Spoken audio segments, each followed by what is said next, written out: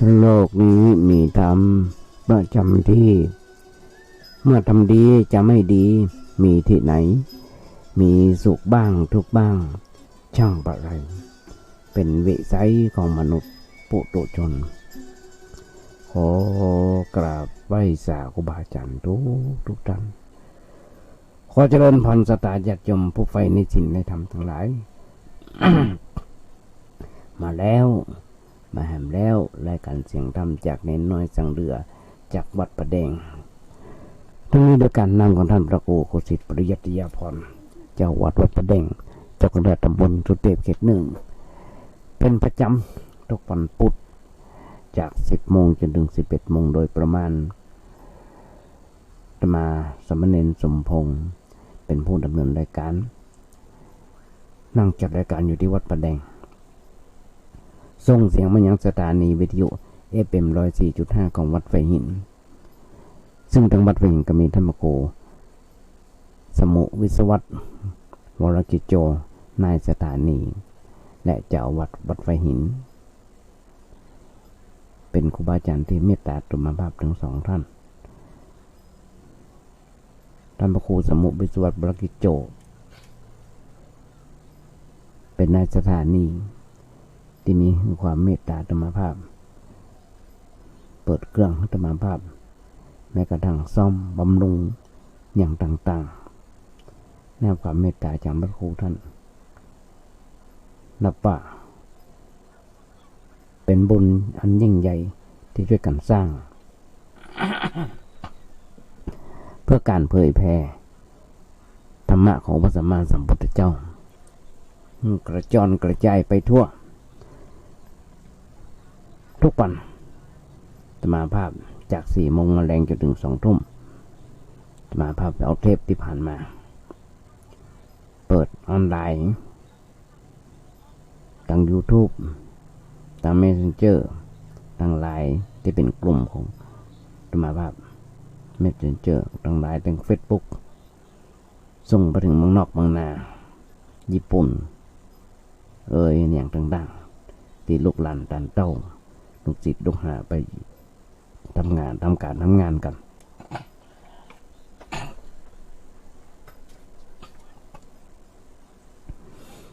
ส่งไปให้ครูบาอาจารย์ทุกวันเพื่อขอความขอคำปรึกษาขอคำติชมจากครูบาอาจารย์เป็นประจำมาได้โอ้อดตัวว่าตัวเก่าเก่งมีความรู้น้อยญาติโยมทั้งหลายแต่มาถึงส่งไปให้ครูบาอาจารย์เพิ่นได้รู้ได้ฟังกันเพื่อการที่ว่าเอามาปรับปรุงเพิ่มเติมแก้ไขในความบกพร่องของตัวเก่าแต่มาเป็นผู้ที่เรียนมาน้อยชอบอ่านชอบฟังชอบเขียนเอาเท่าที่รู้เอาเท่าที่ได้ถึงวันนี้ญาติโยมทั้งหลายกึดอย่างได้ก็จะโอ้ญาติโยมฟังแบบนั้นบ่ต้องไปฮ้อนอกตกใจอย่าง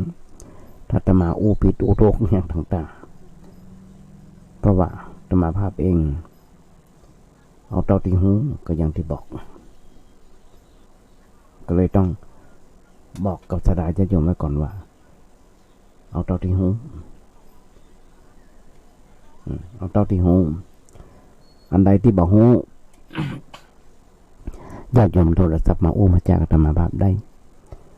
มาโอ้มากล่าวติเตือนกันได้ติเพื่อก่อมันติเพื่อทำลาย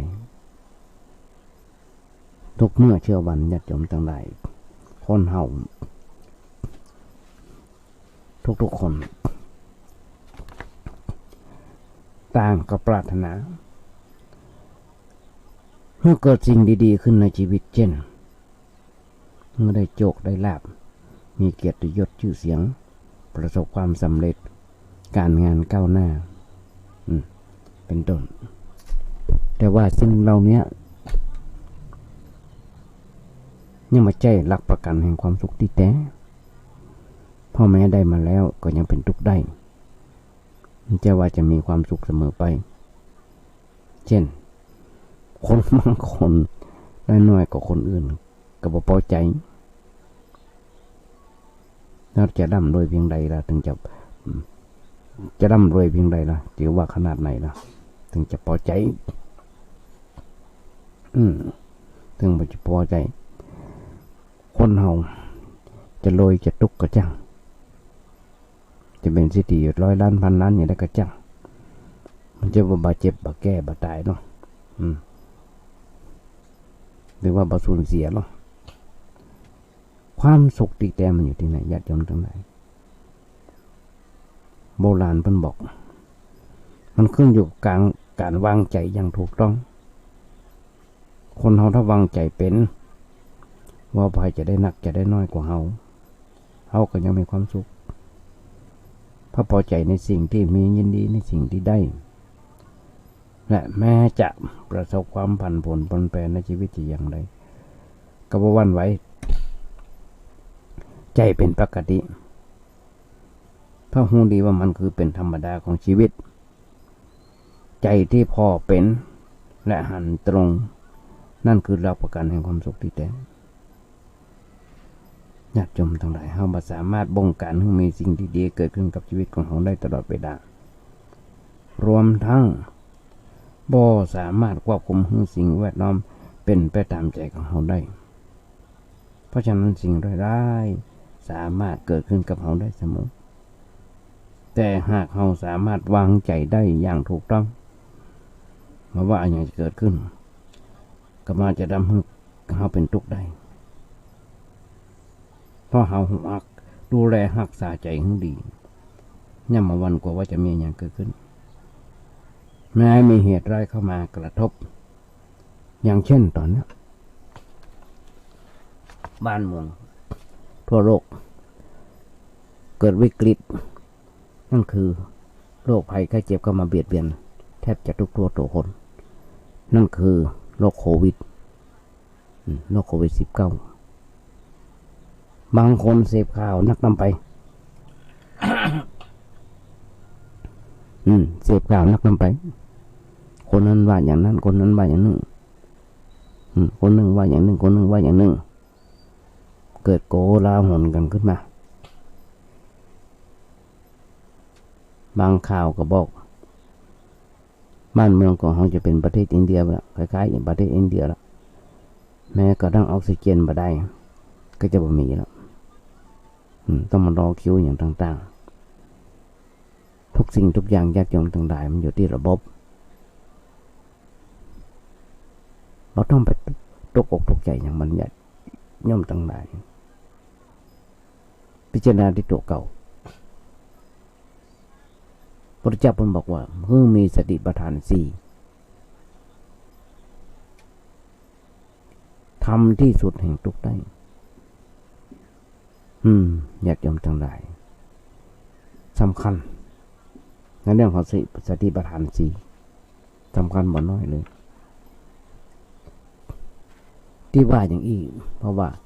สติสำคัญที่สุด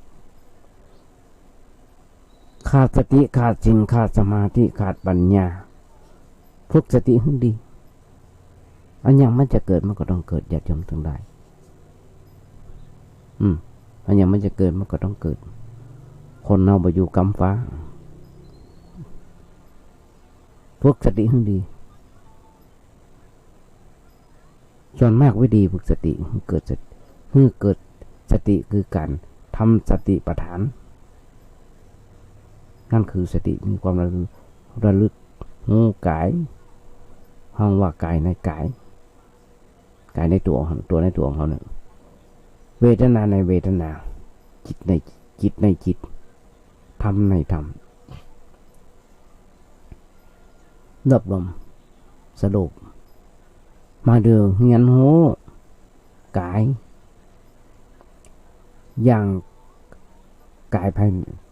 ายในกายอย่างเนี้ยไม่ใช่กายเนื้อกับกายทิพย์บางคนบอกกายภายในคือเป็นกายทิพย์อันอย่างเงี้ยไม่ใช่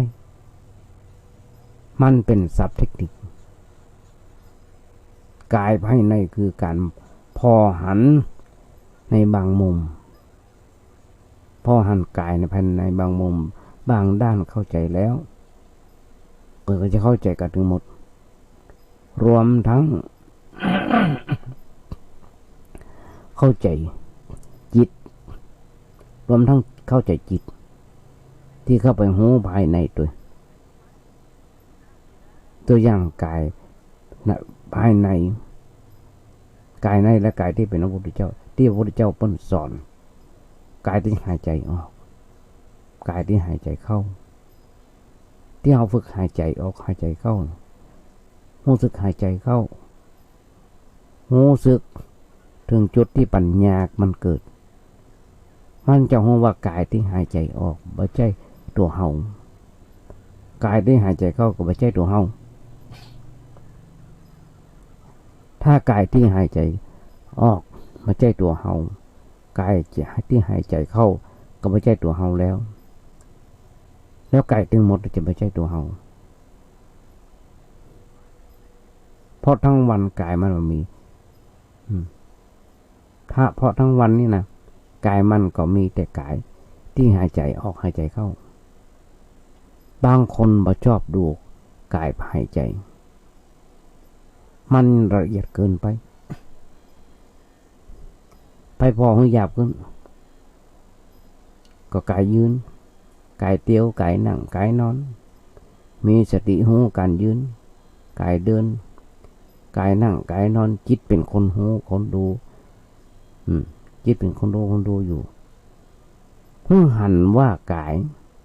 ที่ยืนไม่ใช่เฮากายที่เดินไม่ใช่เฮากายที่นั่งที่นอนก็ไม่ใช่เฮากายทั้งหมดไม่ใช่ของเฮาเพราะทั้งวันกายมันก็มีแต่เรื่องยืนเดินนั่งนอนมันเป็นการเฮียนจริงๆนี่คือกายนี่เฮียนกายนี่คือเฮียนกายทั้งหมดนั่นแหละแต่เลือกเฮียนในบางมุมบางอย่างร่างกายหายใจออกหายใจเข้าไม่ใช่ตัวเฮากายทั้งหมดเนี่ยมันเป็นเฮาแล้วกายที่ยืนเดินนั่งนอนไม่ใช่เฮากายทั้งหมดไม่ใช่ตัวเฮาญาติโยมจนทำลายวันนี้สมาภาพ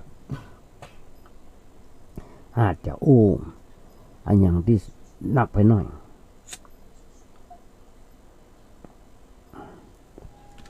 ก็ขอให้ทำใจถึงบอกว่าเอาเท่าที่คือได้หันได้ที่ได้เคยอ่านเคยฟังอย่างกายเวทนาจิตบางคนต้องพอให้ละเอียดเข้าไปใจมันต้องพออารมณ์ที่หยาบขึ้นไปแฮมอย่างพอหายใจพอลมหายใจเข้าออกมันละเอียดพอเร็วเริ่มง่ายเพื่อง่ายสติจับปัตตันลืมกายที่หายใจออกหายใจเข้าก็บอกหูก็ไปหูของหยาบขึ้นหูกายยืนเดินนั่งนอนบางคนกายยืนเดินนั่งนอนละเอียดเกินไปแฮมเพราะฉะนั้นที่พอที่อยากจำฟังมันเป็นแบบนี้ญาติโยมลองคิดตัวอาตมาเถอะว่ามันเป็นจริงอาตมาว่าก็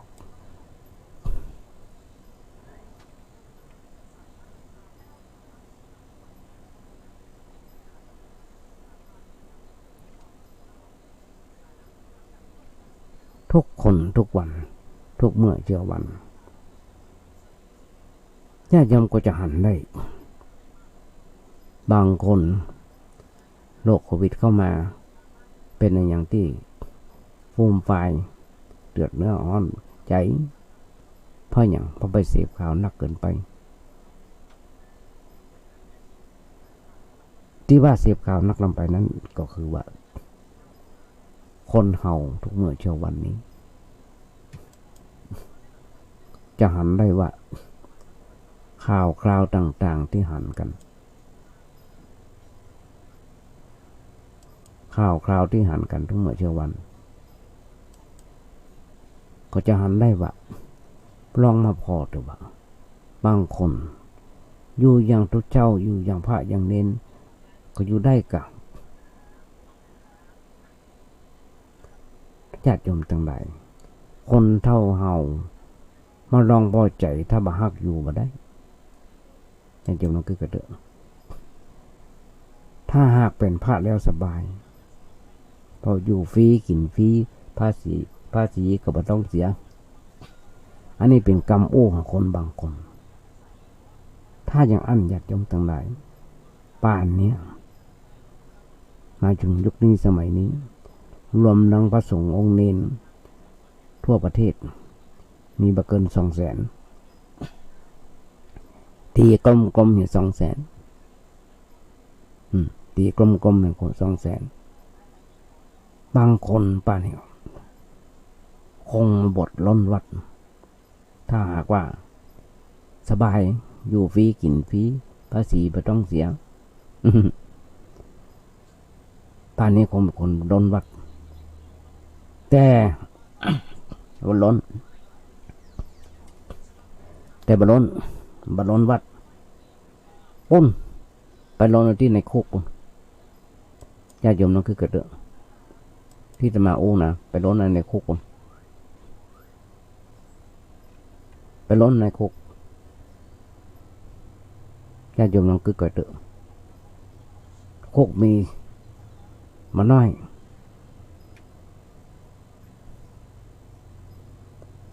ล้นคุกแต่ละตีแต่ละแห่งนับได้หลายแสนอันนั้นอยู่ฟรีกินฟรีอยู่ฟรีกินฟรีแต่ขาดอิสรภาพขาดอิสรภา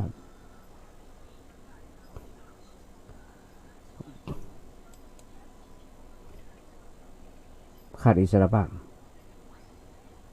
ในโลกนี้มีทั้งคนชอบเฮาและคนบ่ชอบเฮาต่อเฮาดีแค่ไหนคนที่บ่ชอบเฮาก็ว่าเฮาบ่ดีต่อเฮาบ่ดีแค่ไหนคนที่ชอบเฮาก็ว่าเฮาดีเนี่ยเป็นสัจธรรมญาติโยมนำมาคิด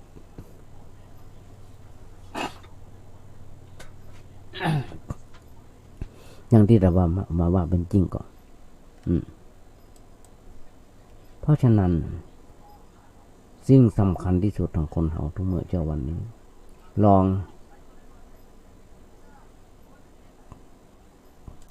งคิดก่อนอย่างพระพุทธเจ้าของเฮาเป็นพระพุทธเจ้าเป็นบุคคลมงคลของต้นแบบเป็นมงคลของต้นแบบพระองค์เป็นตัวอย่างทุกด้านพระองค์ทำการวิจัยชีวิตมนุษย์โดยการลงทุนไปเกิดเป็นสรรพสัตว์ทั้งหลายสรรพชีวิตเป็นสรรพสัตว์อยากรู้วิถีชีวิตของกษัตริย์ก็ไปบวชเป็นกษัตริย์ไปเกิดเป็นกษัตริย์อยากรู้ชีวิตพราหมณ์ก็ไปเกิดเป็นพราหมณ์อยากรู้ชีวิตของพระพุทธเจ้าของพ่อกาก็ไปเกิดเป็นพ่อกาอยากรู้วิถีชีวิตของเจ้านะก็ไปเกิดเป็นเจ้านะแม้กระทั่งอยากรู้ชีวิตของสัตว์ก็ไปเกิดเป็นสัตว์แต่ละชนิดโบราณเพิ่นบอกสีอสงไขยกับแสนมหากัปที่ทรงเจริญที่ทรงทำการวิจัยที่ว่าวิจัยชีวิตด้วยการเอาชีวิตของพระพุทธเจ้าเป็นเดิมพันได้ดำเอาได้เข้าใจพระองค์เข้าใจในวิธีการดำเนินชีวิตของมนุษย์และสรรพสัตว์ทุกประเภทญาติโยมมนชนธรรมทั้งหลายพระธรรมคำสั่งสอนขององค์พระสัมมาสัมพุทธเจ้าได้หลายพระองค์ซึ่งเป็นประโยชน์แก่คนทุกสาขาอาชีพตลอดถึงทั้งเทวดาและสรรพสัตว์พระพุทธศาสนาเป็นศาสนาแห่งมนุษย์ไม่ใช่เป็นศาสนาแห่งเทพเลยเข้าใจวิถีชีวิตของมนุษย์นักกว่าศาสนาใดๆพระพุทธเจ้าเป็นมงคลต้นแบบทุกด้านเป็นลูกกำพร้าที่ว่าเป็นลูกกำพร้านั้นญาติโยมทั้งหลายพระเจ้าเฮาเกิดมาได้แค่7 วันได้กินนมแม่แค่7 วัน จำหน้าแม่ยังไม่ได้แต่เราเคยลืมบุญคุณของแม่บางคนประเดี๋ยวอยากจะหันแม่เลี้ยงมันใหญ่ยังพอเรื่องกับตบกับตีแม่ทิ้งแม่ทิ้งพ่อนี่ญาติโยมทั้งหลายหันได้อยู่ทุกเมื่อเช้าวันเมื่อประสบความสำเร็จสูงสุดพระเจ้าของเราหนาได้ตรัสรู้เป็นองค์พระสัมมาสัมพุทธเจ้าแล้วเปิ้นเสด็จไปโปรดแม่เปิ้นปุ้นที่จันทร์สวรรค์เราที่จันทร์สวรรค์จันทร์ดาวดึงส์ตอนนั้นพระเจ้าของเรามีพระชนอายุแค่42 ปี42 ปีแห่งการรอคอยด้วยเหตุเนี่ยญาติโยมทั้งหลายเข้า1 กำน้ำ1 กลืนเงิน1 บาทอัคระ1 ตัวที่เคยช่วยเหลือเฮามาเพิ่งลืมพระคุณของเพิ่นเลยพระเจ้าเพิ่นสำทับและอู้ไว้เสมอว่านี่มีตังสาธุดูปนังกตัญญูเป็นกตัญญูกตเวทิตาเป็นเครื่องหมายของคนดีคนที่ลืมบุญคุณคนย่อมมาเจริญแม้นบาแทนคุณก็บ่พึงลบหลู่คนลูกหลานญาติโยมทั้งหลายอย่างที่หูที่หันกันทุกเมื่อเช้าวันเป็นแบบนั้นจริงๆเพราะฉะนั้นทุกคนทุกเมื่อเช้าวันต่าง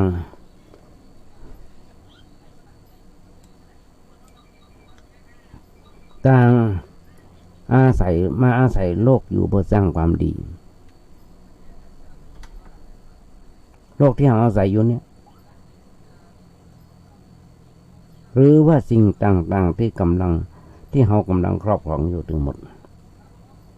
ล้วนแต่เป็นของโลกโดยแท้จริงทั้งนั้น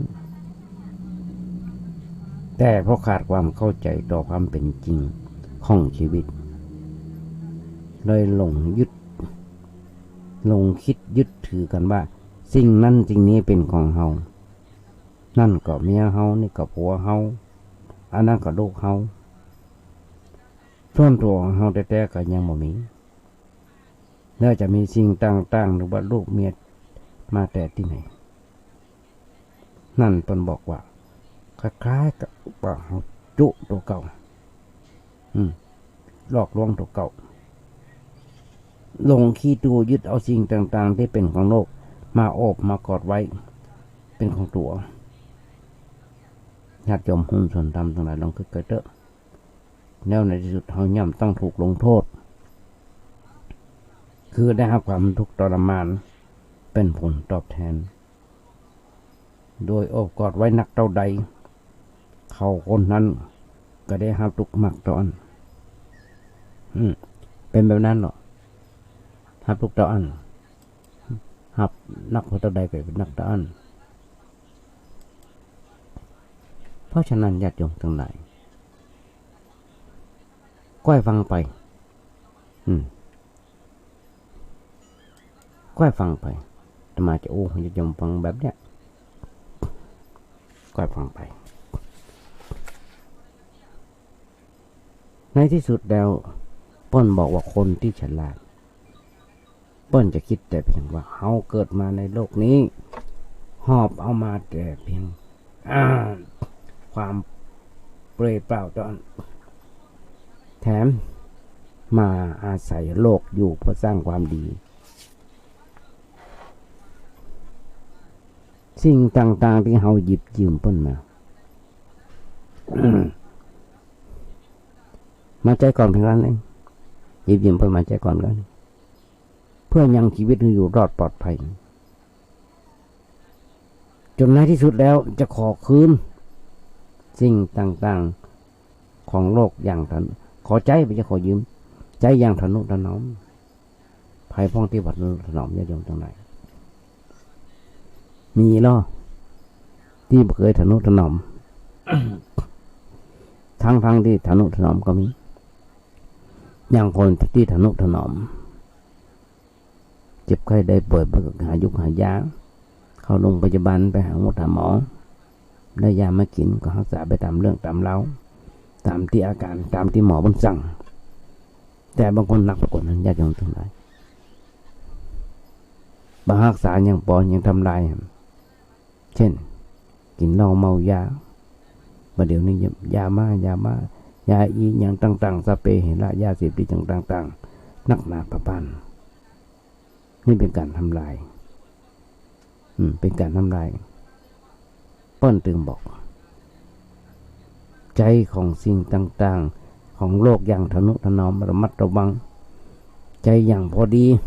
มาสะสมมากักตุนเมื่อเสร็จจิตของการเกิดมาเพื่อสร้างความดีแล้วจะยกสิ่งต่างๆที่หยิบยืมมาปิกคืนสู่โลกทั้งหมดญาติโยมทั้งหลายคนเฮาตายไปแล้วเหลือก็กระดูกคืนสู่สภาพเดิมหมดดินฟ้าลมไฟอย่างต่างๆหมดเหลือแต่กระดูกต้องเอาตรงดินฝังดินโปรยโรยน้ำสเปรย์เฮละที่ทำกันตามความเชื่อของใครของมันญาติโยมทั้งหลายถ้าเราฝึกกึศเมื่อเป็นกึศถึงมีสาระเพียงเท่านี้ในที่สุดเราก็สามารถปลดเปลื้องความทุกข์ต่างๆให้มันเบาบางหมดสิ้นลงไปได้ปรับมุมมองคิดทุกเมื่อเช้าวันญาติโยมทั้งหลายคนเรายิ่งมาตอนนี้ทั่วประเทศไทยของเราหรือว่าทั่วโลกมีความไม่สบายใจนั่นคือโรคโควิดโรคไม่สบายใจนั้นเป็นโรคอย่างหนึ่งเหมือนกันเหมือนกับโรคทางร่างกายคนเราที่เป็นโรคทางร่างกายต้องกินยาเพื่อรักษาโรคทางกายชั้นใดเมื่อมีโรคทางจิตเกิดขึ้นก็ต้องใจยาแก้โรคทางใจยาแก้โรคทางกายนั้นเป็นเรื่องของทางวัตถุอย่างที่เคยบอก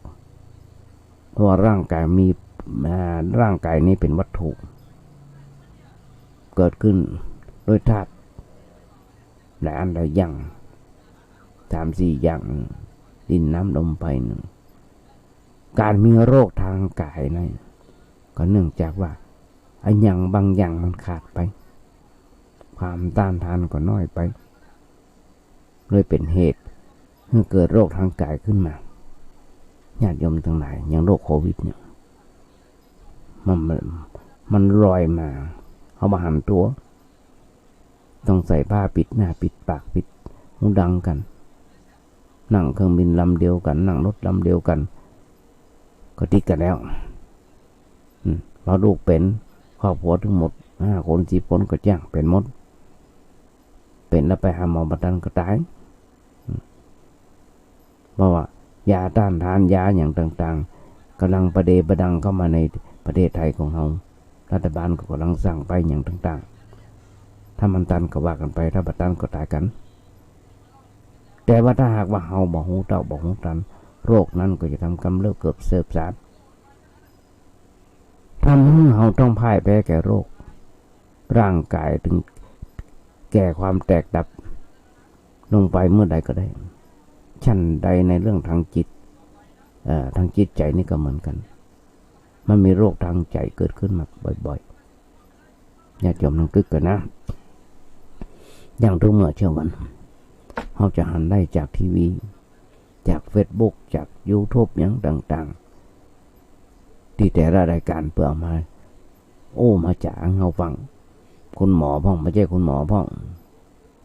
เกิดความวิตกจริตมาน้อยเลยเกิดความวิตกจริตนักข่าวก็เสนอข่าวไปไปสัมภาษณ์เปิ้นอย่างต่างๆตามพื้นสะพานพ่องที่เปิ้นมันร้นรอกันสเปรย์เห็นละเพราะนั้นเนี่ยคนเขาจะป่วยทางจิตก็เพราะอย่างเงี้ยโรคทางใจนั้นมันเหมือนกับโรคทางกายนะ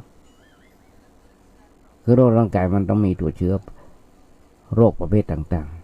ๆที่เข้ามายึดเอาร่างกายเป็นเรือนเป็นที่อยู่ของมันเป็นที่เกิดเป็นที่อาศัยแล้วก็ทำให้เราต้องการมันยิ่งตอนนี้ญาติโยมทั้งหลาย ประเทศไทยของเราประชากร60-70 ล้านถ้าไปช่วยกันฉีดวัคซีน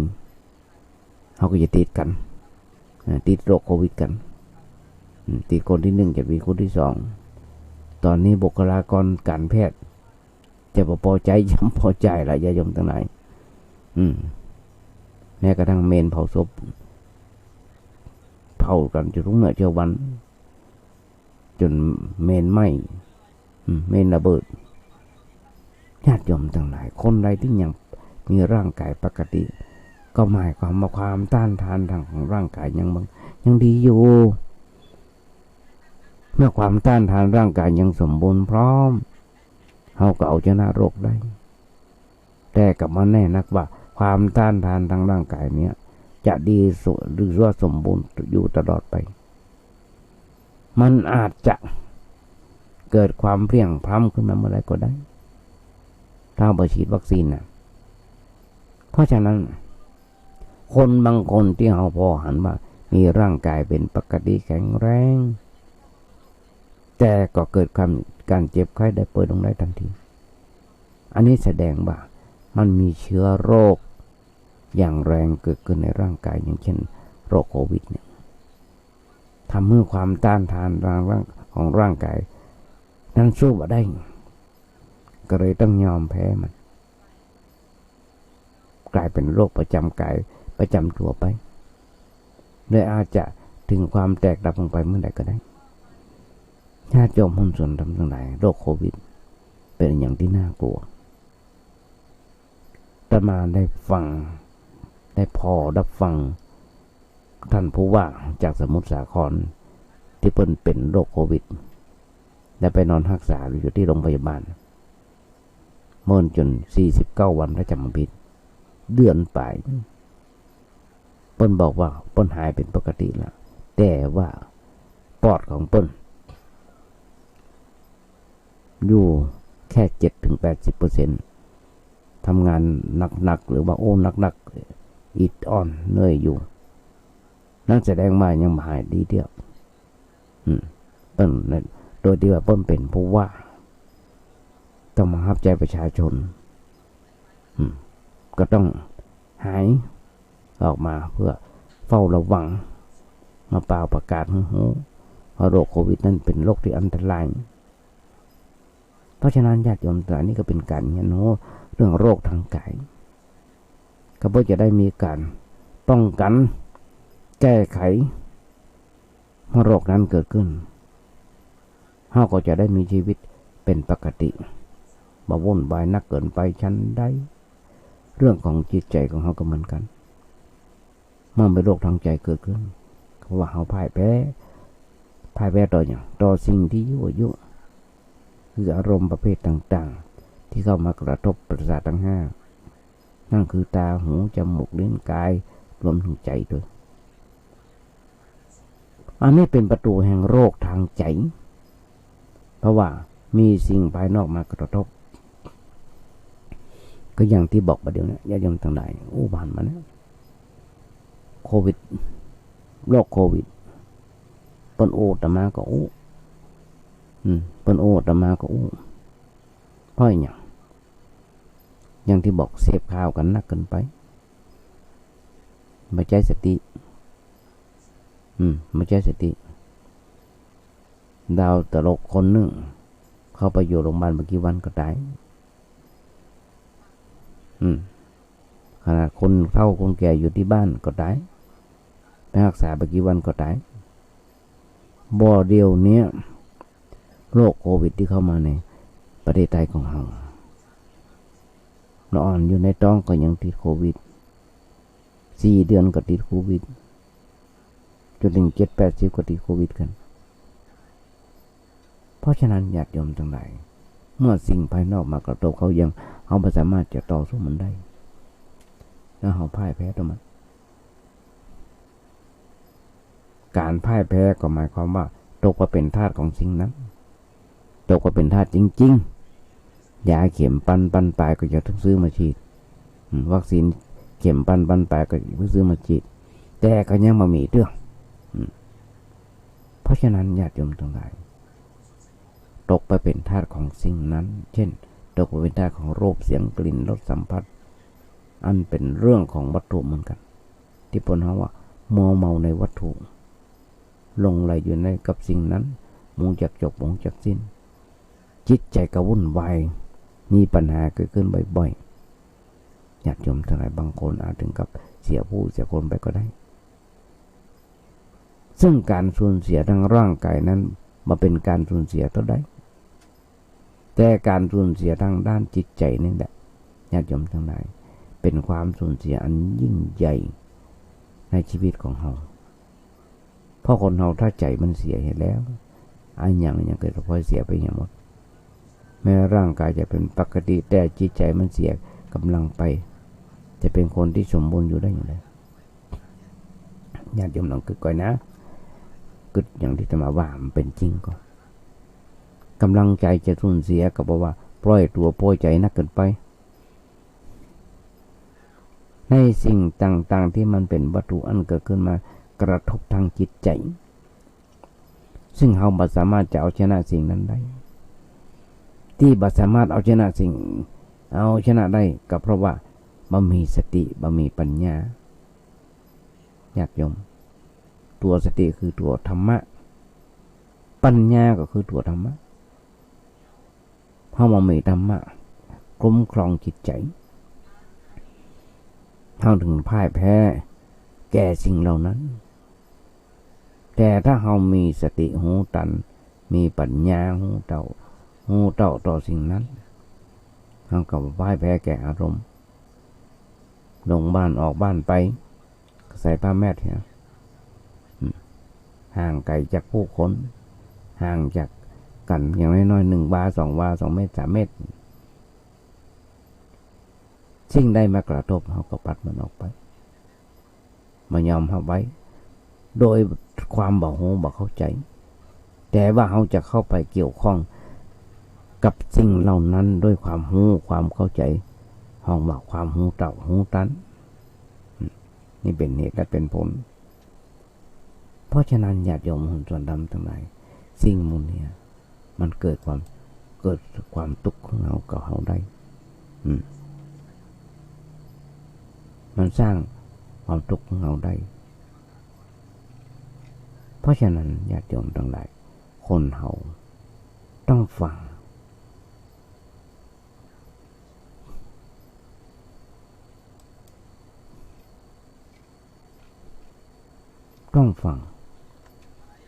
ฟังเปิ้นพ้อง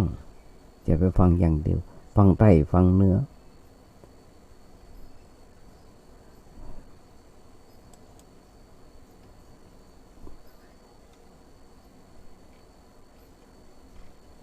ทุกเมื่อเช้าวันนี้ญาติโยมทั้งหลายที่อาตมาอยู่ญาติโยมฟังได้อย่างน้อยอยู่ด้วยความพอใจมันว่ามีทุกข์อยู่ด้วยความพอใจมันมีทุกข์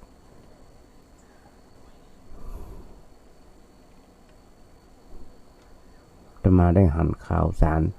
อ่านพอข่าวหนังพอทีวีแล้ว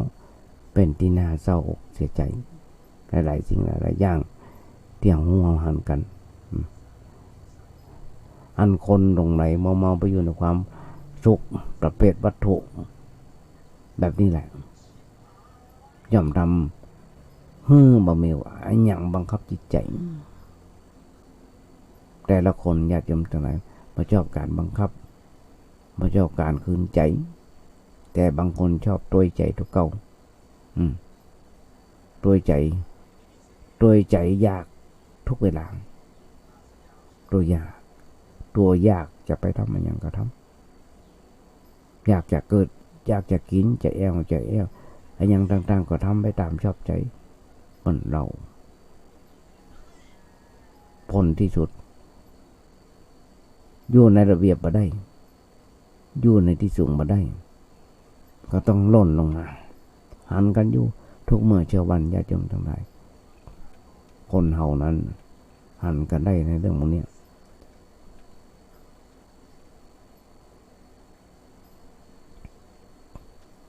ก็อย่างที่บอกญาติโยมทั้งหลาย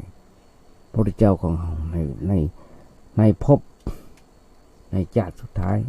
นั่นคือชาติพระเวสสันดรที่ฟังข่าวใต้ข่าวเหนือบ่ฮู้เรื่องบ่ฮู้ราวมาพิจารณาพื้นที่คือท่วนมาใช้สติปัญญาโดยเฉพาะเจ้าเมืองผู้เป็นพ่อคือเจ้ากรุงสนชัยพวงแต่เจ้าบ้านเจ้าเมืองมันยุ่งเต็มที่เจ้าบ้านเจ้าเมืองมาเดินขบวนอย่างเงี้ยมาใจทหารขับไล่ประชาชนเกิดความเสียหายเพิ่นมาทำอย่างนั้นเปิ้นหันว่าประโยชน์สุขของมหาชนยิ่งกว่าประโยชน์สุขของครอบครัวหรือว่าของตัวคนเดียวเพราะฉะนั้นญาติโยมทั้งหลายเมื่อลูกบอกว่าลูกเฮ้ยต้องทำให้พ่อสบายใจไปอยู่เขาวงกฏไปอยู่เขาวงกฏเมื่อใดมีเหตุการณ์ปกติก็ปิกมาใหม่ป้นห้องว่ายุคนั้นสมัยนั้นยุคนี้สมัยนี้ครับป้นห้องว่าถูกเนรเทศเทเราเนรเทศออกจากบ้านจากเมืองในสมัยนี้ใครทำผิดป้นส่งเครื่องบินไปเลยแต่สมัยนั้นยังไม่ใช่อย่างนี้พระเวสสันดรก็ต้องรับกรรมป่อเพราะพระเวสสันดรเป็นลูกที่ดีมีความเคารพต่อพ่อแม่เมื่อว่าพ่อต้องการอย่างนั้นก็สนองพระราชโองการด้วยความเต็มใจจะไปอยู่เขาวงกฏแต่ว่าแม่เขาที่ว่าชื่อว่านางบุษดีนึกแค้นในใจมันกับว่าอันอย่างกันเจ้ากรุงสนชัยนี่เหลือเกินเหลือขนาดในฟังจากตุลุงทองบนว่านะมันมีอย่างสำคัญเจ้าลูกเบาลูกนี่แหละสำคัญกว่าเจ้าบ้านเจ้าเมืองเจ้าบ้านเจ้าเมืองอันอย่างกันนักกันหนาเจ็บไข้ได้ป่วยเจ้าบ้านเจ้าเมืองมารักษาตกหล่นลงมาจะลำบากก็เลยไปหาพระเจ้ากรุงสนชัยตัดพ่อต่อว่าพระเจ้ากรุงสนชัยก็มีน้ำพระทัยแข็งใจแข็งมันเด้อแม้แต่นางพุทธดีจะมาต่อว่าอย่างไรก็ช้ำเฉยทำเป็นบ่ฮู้ทำเป็นร้องมองงอนอ้อนบอนมาสำเร็จก็ปิกไปหาลูกไปปอบลูกต่อไปลูกเดินทางไปคนเดียวแต่ไปคนเดียวไปแต่พระเวสสันดรตอนไปคนเดียวแต่ว่านางมัตสีต้องไปตุยนั่นคือความภักดีต่อสามีนางก็ไปบอกว่าเวสสันดรว่าต้องไปตุยเรื่องยาวญาติโยมทั้งหลายพระเวสสันดรบอกว่าเธอไปอยู่ในเขตการขับไร่การขับไร่ต้องอยู่ในวังเลี้ยงลูกเลี้ยงเต้าไปเถอะนางบอกว่ามันจะสมควรกันเวลาสุขเขาก็สุขเวลาสุขก็ลอยนอนอยู่ในวังเวลาสามีมีทุกข์ก็ไปด้วยอย่างนั้นมันจะเกิดมาเป็นแม่หญิงที่ลำบากไม่เกิดมาเป็นแม่หญิงนี่มันลำบากสามีมาอยู่ลำบากใจแต่งตัวนักไปก็ไม่ได้แต่งตัวมอซอไปก็ไม่ได้เตี๋ยวก้มหน้าก็ไม่ได้เตี๋ยวเงยหน้าก็ไม่ได้มันลำบากอยู่คนเดียวลำบากเดือดร้อนสามีเนี่ยเป็นชัดเป็นจ้องเป็นห่มบังหัวงามหน้างามตาทุกเวลาเพราะฉะนั้นพระองค์เดือดร้อนก็ต้องไปตุยยินดีจะไปในที่สุดพระเวสสันดรบอกว่า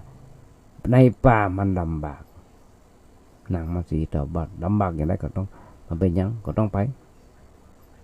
รับอาสาช่วยเหลือพระองค์เพื่อมีความสุขต่อไปญาติโยมทั้งหลายนี่คือน้ำใจของกุมารีและนางมัตสีผลที่สุดก็เดินทางไปทีแรกก็นั่งรถ นั่งรถเทียมม้านะพระอินทร์แปลงกายมาขอม้าไปเหี่ยเหลือแต่รถมันหุ้มมาได้หรอคนที่มาขอเอาพระอินทร์แปลงกายไม่แหมมาขอเอารถไปสองคนปลกก็ต้องอุ้มกันพระเวสสันดรอุ้มปอกกับปอจารีแม่มัจสีก็อุ้มนั่งกันหาได้กินกันหาเตียวไปเมื่อถึงที่สุดเมื่อนึกถึงว่าเป็นกษัตริย์เดินป่าเนี่ยญาติโยมทั้งหลายเป็นถึงกษัตริย์เดินในป่ามันรู้เลขขนาดไหนลำบากขนาดไหนก็ต้องเตียวไปตามเรื่องตามราวจนในที่สุดไปถึงเมืองเชตุดรนี่ตามตุลงทองปนบาทจำตุลงทองเมืองหลายสิบปีแล้วญาติโยมทั้งหลายหมู่กษัตริย์ที่เป็นเกยหูจักมักกีกับพระเวสสันดรก็มันต้องรับขับสู้พอไปถึงเมืองพระเวสสันดรไปถึงเมืองเชตุดรตอนรับขับสู้ฮือพักฮือผ่อนโจรฮืออยู่ปนบอกว่าไปได้เรื่องออกจากเมืองเขาเนี่ยมันจะเรื่องธรรมดามันเป็นเรื่องของการเมืองไปแล้วถ้าเรามาอยู่เมืองคนใดคนหนึ่งเมืองใดเมืองหนึ่งก็จะคัดใจกันประชาชนทั้งหลายก็จะหาว่าหมู่กษัตริย์พวกนี้ทั้งหลายหมู่นี้คบคิดกับพระเวสสันดรซ่องสุมผู้คนจะไปตีเมืองนครศรีพีสัมพันธ์ไม่ตี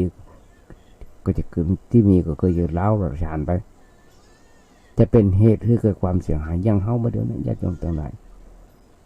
บ้านปีเมืองน้องเฮามีเรื่องไม่เล่ากันเข้ามาหามาอู้มาจากันธรรมชาติธรรมดาเขาจะไปว่าไปก็ไม่ได้เขาต้องเป็นกลางเฮาคนเดียวจะทำให้คนนักเดือดร้อนประสมควรเพราะฉะนั้นพอของเราเดินทางไปอยู่ป่าตามปกติเดิมจนในที่สุดญาติโยมทั้งหลายหมู่นั้นก็เลยจัดเสบียงอาหารส่งคนมานำทางเรียบร้อยแล้วก็ตั้งด่านกักคนตั้งด่านกักคนมาถึงบัดเดี๋ยวเนี่ยญาติโยมทั้งหลายต้องเกิดตั้งด่านกักคนกดคนเพราะโรคโควิด มึงเข้าไปรบกวนจนในที่สุดตั้งนายพรานเจตบุตรไว้กระเปิ้นไว้ตั้งด่านไว้ญาติโยมทั้งหลายแต่นายพรานเจตบุตรเป็นคนป่าตึงสักหน่อยตึงสักหน่อยเสียท่าไปบ่เสียท่ามาเสียท่าพามชูชกจนได้พามชูชกก็เลยบอกเลยหลอกว่าตอนที่หลอกมันบอกว่าในกระบอกกระบอกพริกกระบอกเกลือนะเป็นพระราชสารจากเป็นพระราชสารตาตั้งพระฤาษีพระราชสีจะเอาเข้าไปหาพระเวสสันดรญาติโยมทั้งหลายคนป่าบอกเรื่องของเราซึ่งถึงพระราชองค์การคืออะไรอย่าง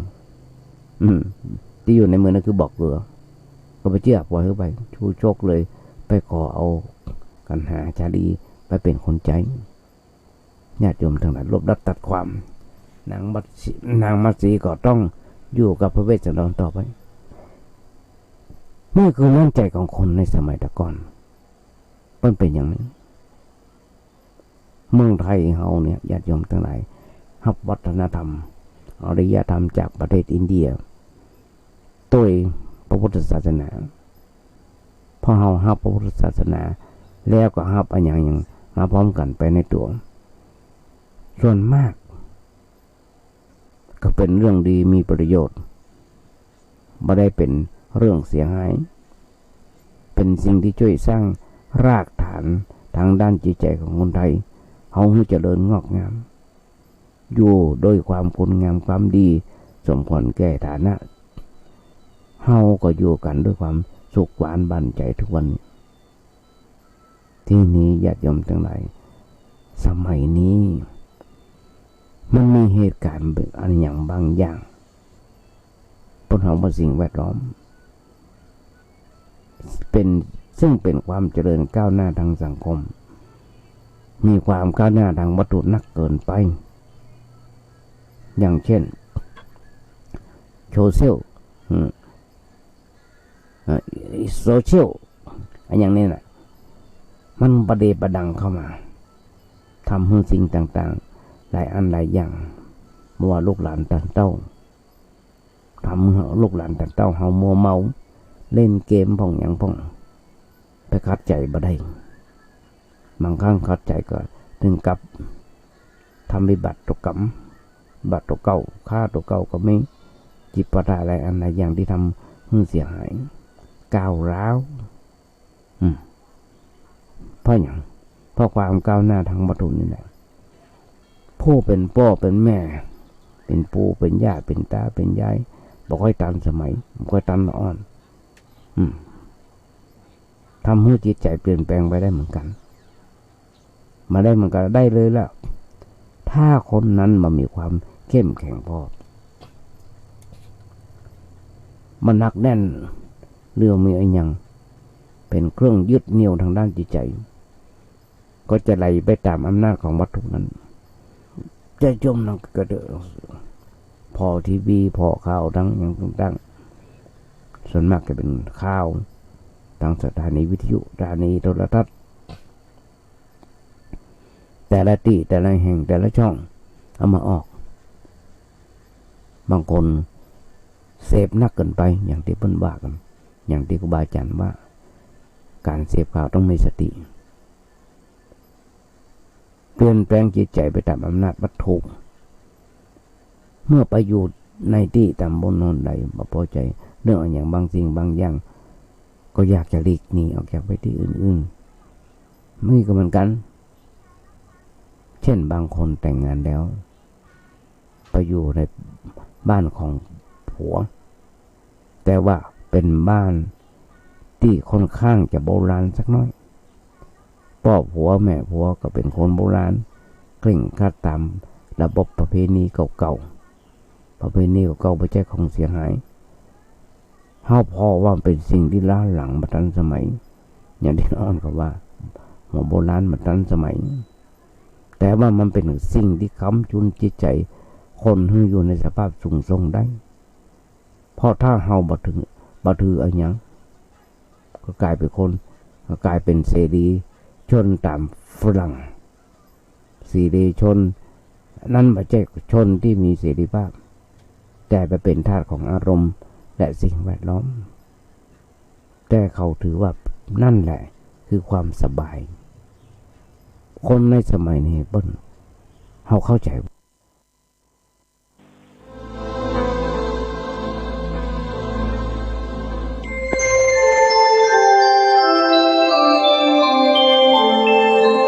ขณะนี้ท่านกำลังฟังสถานีวิทยุกระจายเสียง FM 104.5 เมกะเฮิรตซ์